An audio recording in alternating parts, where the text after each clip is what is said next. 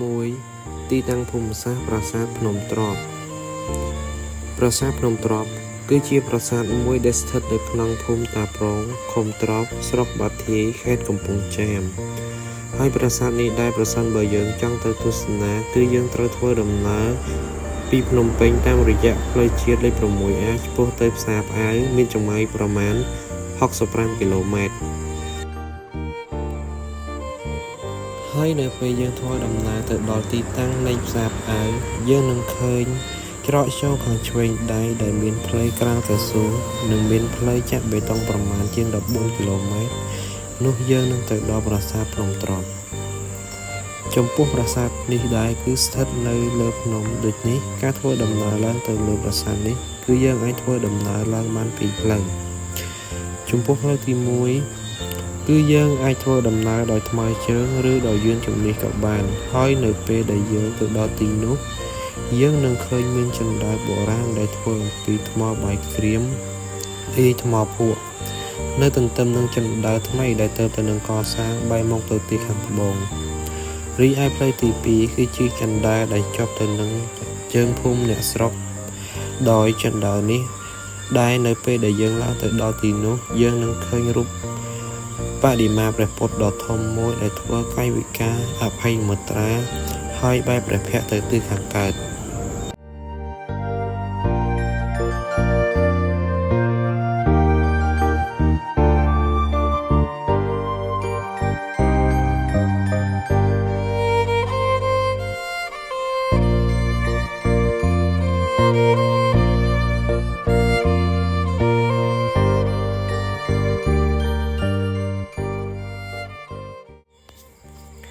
2.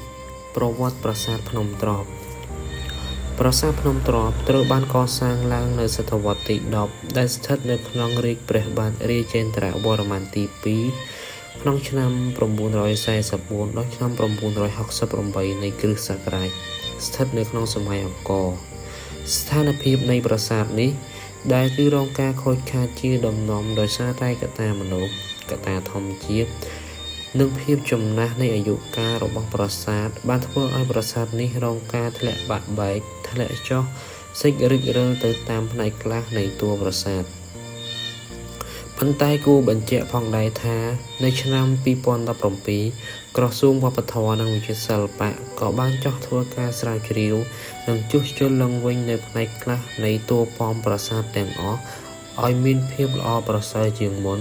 ព្រមទាំងធ្វើការកំណាយនៅជុំវិញប្រាសាទនេះដោយប្រទះឃើញនៅវត្ថុបុរាណមួយចំនួនមានបំណែកភេកនិងកុលាបភេកជាដើម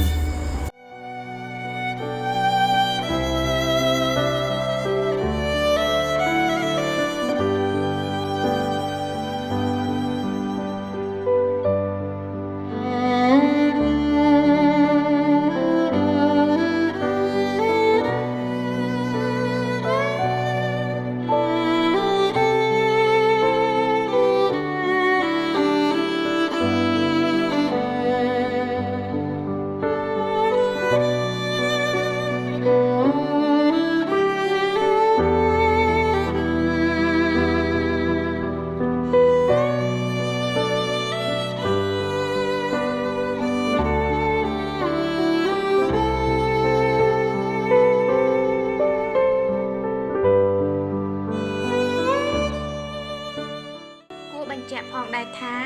ឈ្មោះប្រាសាទភ្នំទ្របគឺជាឈ្មោះមួយដែលអ្នកស្រុកនៅទីនោះហៅសម្គាល់ភ្នំពីរដែលនៅក្បែរគ្នាគឺភ្នំទ្របហេតុនេះហើយទើបអ្នកស្រុកនៅទីនោះហៅប្រាសាទនៅលើភ្នំនោះថាប្រាសាទភ្នំទ្របម្យ៉ាងវិញទៀតប្រាសាទភ្នំទ្របក៏មានឈ្មោះមួយទៀតដែរនោះគឺប្រាសាទវត្តព្រះមាសដោយឈ្មោះនេះគឺយកតាមវត្តអារាមនៃពុទ្ធសាសនាមួយក្បែរជើងភ្នំទ្របដូច្នេះហើយយើងអាចហៅឈ្មោះប្រាសាទនេះបានពីរគឺប្រាសាទភ្នំទ្របឬប្រាសាទវត្តព្រះមាសហើយប្រាសាទនេះដែរគឺឧទ្ទិសដល់ព្រហ្មញ្ញសាសនានិកាយព្រះនរាយណ៍នេះបើយោងទៅតាមចម្លាក់ជាប់ជញ្ជាំងនៃតួប៉មប្រាសាទទាំង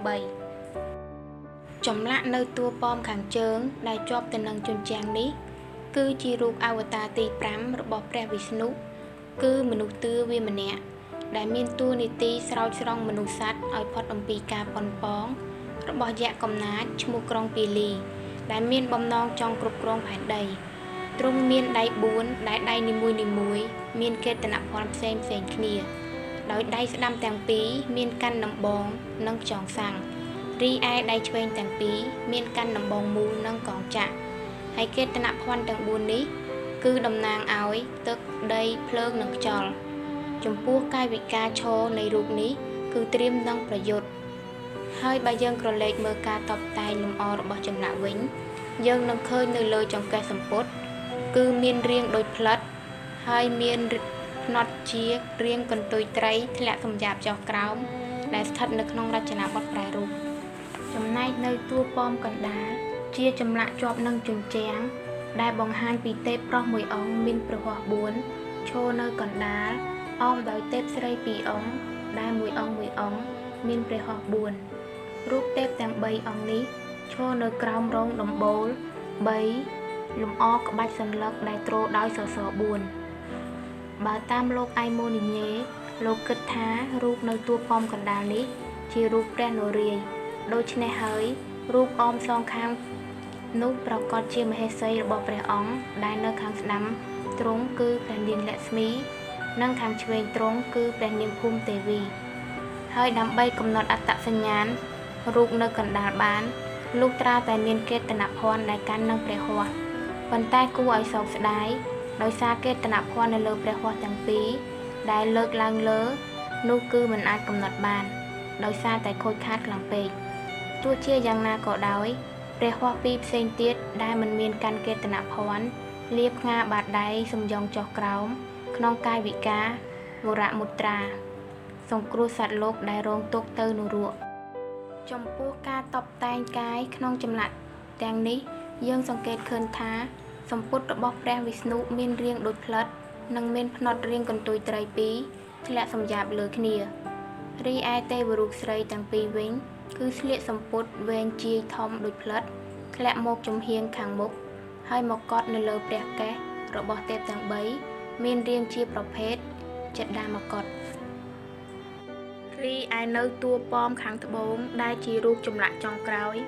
គឺជារូបព្រះវិស្ណុដៃ8ដោយដៃ2បានសំយ៉ងចុះហើយដៃចំនួន6ទៀតគឺកាន់នៅកេតនភ័ណ្ឌប៉ុន្តែយើងមិនអាចសម្គាល់ថាទ្រង់កាន់អ្វីខ្លះទេដោយសារតែរូបចម្លាក់នេះមានការរងខូចខាតមិនអាចឲ្យយើងដឹងបានប៉ុន្តែជាទូទៅដៃ8របស់ព្រះវិស្ណុនេះគឺតែងតែកាន់នៅ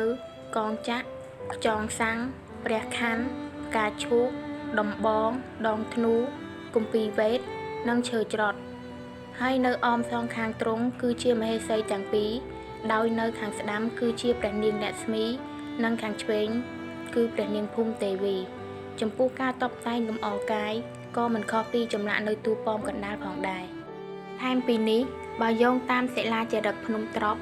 ការ94ដែលផ្សាយដោយ AMS គឺជាសិលាចារឹកភាសាសំស្ក្រឹតមួយផ្ទាំងដែលបង្ហាញអំពីព័ត៌មានខាងហោរាសាស្ត្រនិងតារាសាស្ត្រជាច្រើនដែលមនុស្សជំនាន់មុនពិតជាមានជំនាញយ៉ាងច្បាស់លាស់លើប្រព័ន្ធតារាសាស្ត្រមួយនេះព័ត៌មានជាទូទៅបានផ្ដល់ឲ្យយើងដឹងអំពីការតម្កល់ព្រះនៅក្នុងប្រាសាទក្នុងរជ្ជកាលព្រះបាទរាជេន្ទ្រវរ្ម័នទី2ហើយព័ត៌មានសិលាចារឹកនេះដែរក៏បានបញ្ជាក់បន្ថែមថានៅទីនេះក៏ប្រតិបត្តិព្រហ្មញ្ញសាសនាផងដែរប៉ុន្តែចាប់ពីសម័យក្រោយអង្គរមកទីកន្លែងប្រាសាទភ្នំត្រប់ត្រូវបានប្រែក្លាយជាទីស្ថានសក្ការៈគោរពបូជាព្រះពុទ្ធសាសនារហូតមកដល់បច្ចុប្បន្នវិញហើយនៅពេលមានពិធីបុណ្យចូលឆ្នាំនៅបុណ្យភ្ជុំបិណ្ឌម្ដងគឺប្រជាជនតែងតែមកធ្វើពិធីថ្វាយបង្គំសូត្រមន្តជាដើមជាងនេះទៅទៀតក៏មានការធ្វើពិធីថ្វាយអារក្សដែលប្រារព្ធធ្វើឡើងដោយប្រជាជននៅលើប្រាសាទភ្នំត្រប់នេះផងដែរ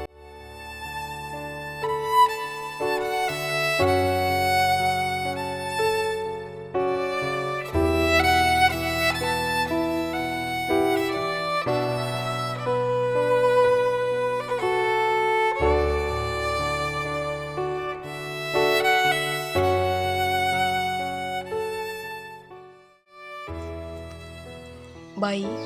ប្លង់ប្រាសាទភ្នំត្រប់ជាប្រាសាទមួយដែលកសាងឡើងនៅលើភ្នំគូបញ្ជាក់ផងដែរថាប្រាសាទនេះគឺមានតួប៉ ប៉មចំនួន4ដែលកសាងឡើងនៅលើគ្រឹះរួមតែមួយដែលធ្វើពីថ្មបាយក្រៀមជាបន្តត្រង់ពីត្បូងទៅជើងប៉ុន្តែជាក់ស្ដែងបច្ចុប្បន្ននេះតួប៉មនៅទិសខាងត្បូងត្រូវបានបាក់បែកដួលរលំទាំងស្រុងអស់ទៅហើយដោយបន្សល់ទុកតែបំណែកខ្លះៗនៃតួប៉មដូចជាសសរពេជ្រនិងជើងទម្របដិមាតែប៉ុណ្ណោះជាការពិតណាស់តាមលក្ខណៈនៃតួប៉មប្រាសាទទាំង3នេះគឺកសាងឡើងពីឥដ្ឋដោយផ្នែកខាងលើនៃដំបូលប្រាសាទគឺមានសន្តានជាគោផ្លិតអាចដែលលក្ខណៈបែបនេះទើបធ្វើឲ្យដំបូលប្រាសាទមានការបែកបាក់ដោយសារតែតួប៉មប្រាសាទមិនអាចទប់នឹងដំបូលបានយ៉ាងទៀតតួប៉មទាំង3ដែលកសាងឡើងពីឥដ្ឋនេះគឺសុទ្ធសឹងតែលម្អដោយការបិទបែកអស់ពីលើតែដោយសារតែមានកត្តាធម្មជាតិនិងអាយុកាលដ៏យូរនោះទើបធ្វើឲ្យបែកអទាំងនេះមិនអាចជាប់បានយូរជាមួយប្រាសាទបានចំពោះតួប៉មទាំង3នៃប្រាសាទភ្នំត្រាប់នេះដែរគឺមានទ្វារចូលឬច្រកចូលចំនួន4ប៉ុន្តែច្រកដែលអាចចូលបានគឺមានតែមួយច្រកប៉ុណ្ណោះដោយនៅច្រកចូលនោះគឺនៅទិសខាងកើតរីឯច្រកចូល3ផ្សេងទៀតគឺគ្រាន់តែជាទ្វារបញ្ឆោតឬសម្រាប់លម្អតែប៉ុណ្ណោះដោយឡែកបើតាមលក្ខណៈនៃការសិក្សាបច្ចុប្បន្នឃើញថាប្រការដែលប្រាសាទទាំង3នេះมันអាចដាក់ច្រកចូល4ឲ្យមនុស្សដើរចូលបានព្រោះក្នុងគោលបំណងដើម្បីទប់លំនឹងប្រាសាទនៅផ្នែកខាងលើនឹងឯងបើយើងក្រឡេកទៅមើលចម្លាក់នៅខាងក្នុងនៃតួប៉មទាំង3នេះវិញគឺជារឿងដែលគួរឲ្យចាប់អារម្មណ៍ខ្លាំងនោះគឺជញ្ជាំងឥដ្ឋខាងក្នុងនៃតួប៉មគឺសុទ្ធសឹងមានចម្លាក់ផ្ទាល់ហើយចម្លាក់បែបនេះទៀតសោតគឺឃើញមានតែនៅក្នុងប្រាសាទក្រវ៉ាន់នៅតំបន់អង្គរតែប៉ុណ្ណោះដែលនេះគឺជាចំណុចមួយដែលយកទៅប្រៀបធៀបជាមួយប្រាសាទភ្នំត្រាប់ដែលមានចម្លាក់ឥដ្ឋផុសចេញពីជញ្ជាំងដូចគ្នា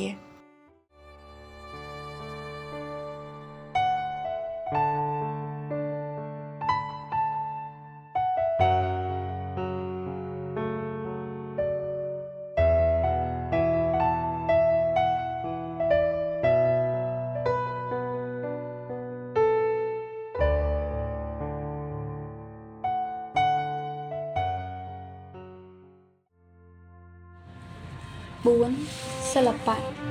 ក្រោយពីបានយល់ដឹងពីប្លង់ប្រាសាទរួចមកហើយនោះបន្តមកទៀតយើងគួរគប្បីមកយល់ដឹងពីសិល្បៈនៃប្រាសាទភ្នំត្រាប់នេះវិញម្ដងជាក់ស្ដែងប្រសិនបើយើងមកមើលអំពីសមាសធាតុផ្សំនៃក្លោងទ្វារចូលប្រាសាទទាំង3នេះនោះយើងនឹងឃើញមានសសរផ្អោកសសរពេជ្រស៊ុមទ្វារនិងផ្ដែរផ្នែកដំបូងគឺសសរផ្អោកនៅតួប៉មទាំង3នៃប្រាសាទនេះដែរសសរផ្អោកគឺសង់ឡើងពីឥដ្ឋដូចគ្នានិងមានចំនួន4សសរផ្អោកនៅខាងមុខក្លោងទ្វារចូលនិងមិនមានការឆ្លាក់លម្អអ្វីនោះទេចំណែកសសរដែលជាប់នឹងសសរផ្អោកយើងហៅថាសសរពេជ្រដែលធ្វើឡើងពីថ្មភក់និងមានតួនាទីត្រផ្តែដែលស្ថិតនៅផ្នែកខាងលើបន្ថែមពីនេះសសរពេជ្រនៃក្លោងទ្វារចូលប្រាសាទតួប៉មទាំង3គឺស្ថិតនៅក្នុងរចនាបថតែមួយដូចគ្នានោះគឺរចនាបថប្រែរូបដោយលក្ខណៈសម្គាល់របស់សសរពេជ្រក្នុងរចនាបថនេះមានរាង8ជ្រុងរីឯត្រង់រង្វាន់កណ្ដាលមានទំហំធំជាងគេហើយក្បាច់រង្វាន់ត្រង់1/2និង1/4មានការលម្អនៅក្បាច់ស្លឹកឈើហើយនៅផ្នែកខាងក្នុងក្បាច់ស្លឹកឈើនោះទៀតគឺមានរាងជាអក្សរ U គួចចូលក្នុងដែលមានលក្ខណៈដូចរូបបេះដូងដែលសុទ្ធសឹងតែមានទំហំស្មើគ្នារីឯនៅផ្នែកខាងក្រោមកសសរក៏មានការលម្អនៅក្បាច់ស្លឹកឈើហើយនៅក្នុងក្បាច់ស្លឹកឈើនោះក៏មានការឆ្លាក់រូបបុគ្គលផងដែរ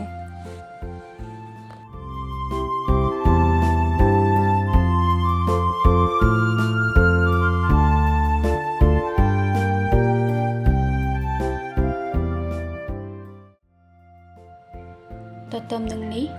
ផ្នែកដែលជាប់នឹងសសរពេជ្រយើងហៅថាស៊ុមទ្វារសម្រាប់តួប៉មប្រាសាទទាំង3ស៊ុមទ្វារគឺធ្វើឡើងពីថ្មភក់ហើយស្ថានភាពរបស់វាក៏ឃើញថានៅមានសភាពទ្រង់ទ្រាយល្អគ្រប់តួប៉មដែរហើយជាទូទៅនៅស៊ុមទ្វារនេះគឺមិនមានការលម្អក្បាច់រចនាអ្វីនោះទេចំណែកផ្នែកចុងក្រោយដែលស្ថិតនៅលើសសរពេជ្រគឺយើងហៅថាផ្ដែរគឺ គឺជាសមាសធាតុពិសេសមួយនៃសិល្បៈស្ថាបត្យកម្មខ្មែរដែលអាចជួយកំណត់អាយុប្រាសាទបានយ៉ាងច្រើនលើសពីនេះទៅទៀតនៅផ្តែរតួប៉មទាំង3នៃប្រាសាទភ្នំត្រាប់គឺស្ថិតនៅក្នុងរចនាបថតែមួយដូចគ្នានោះគឺរចនាបថប្រែរូបក្នុងរាជ្យព្រះបាទរាជេន្ទ្រវរ្ម័នទី2ហើយគួរឲ្យកត់សម្គាល់ផងដែរថាទោះបីជាផ្តែរទាំង3នេះស្ថិតនៅក្នុងរចនាបថតែមួយក៏ដោយក៏ប៉ុន្តែផ្តែរនីមួយៗក៏មានការលម្អក្បាច់ឆ្លាក់ខុសៗគ្នាបន្តិចបន្តួចផងដែរជាក់ស្ដែងផ្តែរនៅតួប៉មខាងជើងយើងឃើញថាមានលក្ខណៈខូចខាតស្ទើរតែទាំងស្រុងទោះបីជាយ៉ាងនេះក្តីក៏យើងអាចសម្គាល់អំពីលក្ខណៈទូទៅនៃផ្តែរក្នុងរចនាបថប្រែរូបបានដែរដោយនៅផ្នែកខាងក្នុងផ្ទៃផ្តែរគឺមានអង្កត់ធ្នូជាកម្រងមែកឈើហើយនៅខាងចុងនៃកម្រងមែកឈើមានក្បាច់ស្លឹកឈើដែលកោងពុតឡើងទៅលើរីឯក្បាច់ស្លឹកឈើនៅផ្នែកខាងលើនិងផ្នែកខាងក្រោមកម្រងមែកឈើគឺមានទំហំតូចព្រមទាំងមានគម្លាតពីគ្នាដែលអាចឲ្យយើងមើលឃើញផ្ទៃផ្តែរផ្នែកខាងក្រោយបាននិងនៅផ្នែកខាងលើផ្តែរគឺមានជួរបដិមាប៉ុន្តែយើងមិនអាចមើលឃើញជួរបដិមាទាំងនោះបានទេមូលហេតុគឺដោយសារតែផ្តែរនៅតួប៉មខាងជើងនេះគឺរងការខូចខាតខ្លាំងជាងគេចំណែកឯផ្នែកខាងក្រោមផ្តែរគឺមានការលម្អនៅក្បាច់តម្រផ្កាឈូកផងដែរផ្តែរនៅតួប៉មកណ្ដាលសម្រាប់ផ្តែរនៅតួប៉មកណ្ដាលនេះវិញគឺមានការខូចខាតផ្នែកខ្លះៗនៃចម្លាក់តែទោះជាយ៉ាងនេះក្តីផ្តែរនេះក៏នៅមានស្ថានភាពល្អជាងផ្តែរនៅតួប៉មខាងជើងដែរដោយយើងមើលឃើញថានៅក្នុងផ្ទៃផ្តែរគឺមានអង្កត់ធ្នូដែលមានរាងជាថ្នាំងអំពៅឆ្លាស់គ្នានឹងក្បាច់ស្លឹកឈើរីឯនៅលើដងធ្នូទៀតសោតគឺមានរូបបុគ្គលផុសជិះនៅលើសត្វជាច្រើនហើយក៏មានក្បាច់ស្លឹកឈើនៅពីខាងក្រោយរូបបុគ្គលផងដែរបើមើលទៅចំណុចកណ្ដាលនៃអង្កត់ធ្នូវិញគឺមានរូបបុគ្គលឬទេពដែលត្រៀមនឹងលោតចោលអាវុធចំណែកនៅក្រោមអង្កត់ធ្នូគឺមានក្បាច់ស្លឹកឈើដែលមានរាងជាទំពក់ហើយនៅផ្នែកខាងលើអង្កត់ធ្នូគឺមានក្បាច់ស្លឹកឈើរាងគ្នាជាជួរដោយឡែកនៅខាងលើផ្តែរគឺមានជួរបដិមាដែលរងការខូចខាតខ្លះៗនៅត្រង់ផ្នែកកណ្ដាលរីឯចុងសងខាងនៃជួរបដិមាខាងលើផ្តែរគឺនៅមានទ្រង់ទ្រាយល្អដូចដើមផ្នែកចុងក្រោយគឺផ្តែរនៅតួប៉មខាងត្បូងឃើញថាផ្តែរនេះមានសភាពនៅល្អជាងផ្តែរតួប៉មខាងជើងនិងតួប៉មកណ្ដាលក៏ប៉ុន្តែផ្តែរនៅតួប៉មខាងត្បូងនេះគឺមានការខូចខាតបន្តិចត្រង់ផ្នែកខាងចុងអង្កត់ធ្នូដែលមានរាងជាកម្រងមែកឈើហើយក្បាច់នៅលើកម្រងមែកឈើគឺមានរាងជាកង់ដូចថ្នាំងអំពៅនិងនៅចន្លោះថ្នាំងអំពៅគឺមានក្បាច់ខ្វែងឬសញ្ញាគុណរីឯនៅចំណុចកណ្ដាលកម្រងមែកឈើគឺមានរូបបដិមាហើយនៅខាងចុងអង្កត់ធ្នូគឺមានរាងជាកម្រងមែកឈើដែលកោងពុតឡើងទៅលើចំពោះក្បាច់ស្លឹកឈើនៅផ្នែកខាងលើនិងផ្នែកខាងក្រោមនៃអង្កត់ធ្នូគឺមានការឆ្លាក់លម្អនៅក្បាច់ស្លឹកឈើដែលមានរាងជាទំពក់ព្រមទាំងមានគម្លាតពីគ្នាហើយនៅផ្នែកខាងលើផ្តែរគឺមានជួរបដិមានិងនៅខាងក្រោមផ្តែរគឺមានទម្រផ្កាឈូកបន្ថែមពីនេះប្រសិនបើយើងសង្កេតមើលឲ្យកាន់តែច្បាស់នៅផ្នែកខាងលើនៃផ្ទៃផ្តែរគឺត្រង់ដំបូលរបស់តួប៉មប្រាសាទខាងជើងនិងខាងត្បូងនោះយើងនឹងឃើញមានតួអគារចម្លងរបស់ប្រាសាទដោយគេយកមកដាក់នៅផ្នែកខាងលើនៃផ្ទៃដំបូលជាការលម្អបន្ថែមផងដែររីឯតួប៉មកណ្ដាលវិញដោយសារតែផ្នែកដំបូលរងការខូចខាតខ្លាំងទើបធ្វើឲ្យយើងមិនអាចមើលឃើញនៅតួអគារចម្លងរបស់ប្រាសាទបាននោះទេ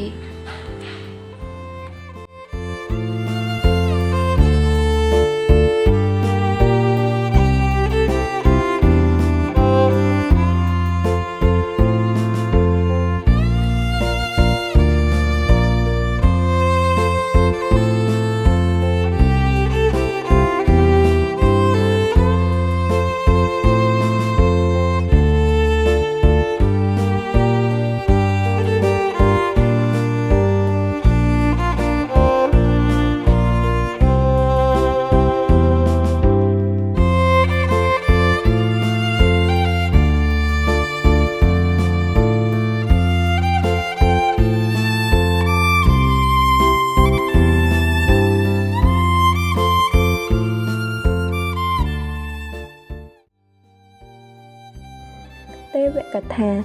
បើមើលទៅតាមចម្លាក់ជាក់ស្ដែងនៅតួប៉មខាងជើងដែលពិនិត្យទៅតាមភិនភាគនៃចម្លាក់ជាប់ជញ្ជាំងនេះគឺជាចម្លាក់អវតារទី5របស់ព្រះវិស្ណុដែលក្រឡាខ្លួនជាមនុស្សទឿដែលមានឈ្មោះថាវាម្នាក់ការប្រែក្រឡាជាអវតារមនុស្សទឿនេះគឺដើម្បីទៅបង្ក្រាបយក្សកំណាចឈ្មោះក្រុងពាលីដែលមានបំណងចង់គ្រប់គ្រងផែនដីហើយព្រះវិស្ណុក្រឡាខ្លួនមកជួយស្រោចស្រង់មនុស្សសត្វឲ្យផុតពីយក្សហើយមនុស្សទឿដែលជាព្រះវិស្ណុក្រឡាខ្លួនបានមកភ្នាល់ជាមួយយក្សលេងបាស្កាថាបើសិនជាយក្សលេងចាញ់គាត់សុំដីតែមួយជំហានប៉ុន្តែពេលនោះយក្សបាននិយាយថាយើងនឹងឲ្យដល់ទៅ3ជំហានដោយយក្សពាលីបានមើលងាយដល់មនុស្សទឿថាខ្លួនទៀបកន្ទឿដែលឈានជំហានមិនបានវែងក្រោយមកយក្សក៏លេងចាញ់មនុស្សទឿហើយយក្សក៏ព្រមតាមសន្យាថាឲ្យដី3ជំហានទៅមនុស្សទឿបន្ទាប់មកមនុស្សទឿបានក្រឡាខ្លួនធំទៅរហូតធំជាងយក្សហើយគ្រាន់តែមួយជំហានរបស់ព្រះវិស្ណុស្ទើរតែផុតផែនដីដូច្នេះហើយយក្សក៏អស់ដីនៅនាំគ្នាទៅនៅឋានបាតាហើយយក្សបានផ្ដាំទៅមនុស្សនៅផែនដីថានៅពេលធ្វើកិច្ចអ្វីៗត្រូវនឹកគុណដល់យក្សជាម្ចាស់ដីដូច្នេះហើយទើបសប្តាហ៍ថ្ងៃយើងមានការធ្វើពិធីសែនក្រុងពាលីទេសភាពបើយើងក្រឡេកមកមើលបរិវេណជុំវិញប្រាសាទយើងនឹងឃើញនៅដើមឈើតូចធំជាច្រើនចាប់ពីជើងភ្នំរហូតដល់លើភ្នំទៀតសោតបើយើងមើលពីលើភ្នំចុះមកក្រោមវិញយើងនឹងឃើញមានផ្ទះអ្នកភូមិជាប់នឹងជើងភ្នំព្រមទាំងឃើញនៅវាលស្រែដ៏ខៀវស្រងាត់ធំល្វឹងល្វើយនារដូវវស្សាក្រៅពីនេះក៏ឃើញមាននៅភ្នំដទៃទៀតនៅក្បែរភ្នំត្រប់ផងដែរចំណែកឯនៅរដូវប្រាំងវិញយើងនឹងឃើញថាមានសភាពហាក់បីដូចជាមិនសូវស្រស់ត្រកាលទោះបីជាយ៉ាងណាក៏ដោយវាជាទេសភាពស្រស់ស្អាតមួយបែបនៃរដូវប្រាំងលើពីនេះក្រៅពីមានប្រាសាទយើងនឹងឃើញមាននៅសាលាឆទានមួយដែលមានតម្កល់ព្រះពុទ្ធរូបដើម្បីគោរពបូជានៅពេលមានកម្មវិធីផ្សេងៗហើយព្រមទាំងមានខ្ទមអ្នកតាចំនួន2ដែលជាទីកន្លែងរបស់អ្នកស្រុកក្នុងការបន់ស្រន់និងសែនព្រេននៅសំណែនផ្សេងៗផ្សងពីនេះទៅទៀតនៅក្នុងខ្ទមអ្នកតានេះយើងនឹងឃើញមានបំណែកថ្មរបស់ប្រាសាទដែលត្រូវបានយកមកតម្កល់នៅទីនោះសរុបសេចក្តីមកប្រាសាទភ្នំត្រប់ឬប្រាសាទប្រាមាជាប្រាសាទមួយដែលកសាងឡើងដោយព្រះបាទរាជេន្ទ្រវរ្ម័នទី2ឆ្នាំ944-968នៃគ្រិស្តសករាជស្ថិតនៅក្នុងសម័យអង្គរហើយប្រាសាទនេះឧទ្ទិសដល់ព្រាហ្មណ៍សាសនានិកាយព្រះនរាយណ៍ដោយឡែកស្ថាបត្យកម្មមួយចំនួនដូចជាសសរពេជ្រផ្តែរនិងចម្លាក់ជាប់ជញ្ជាំងជាដើមគឺស្ថិតនៅក្នុងរចនាបថប្រែរូប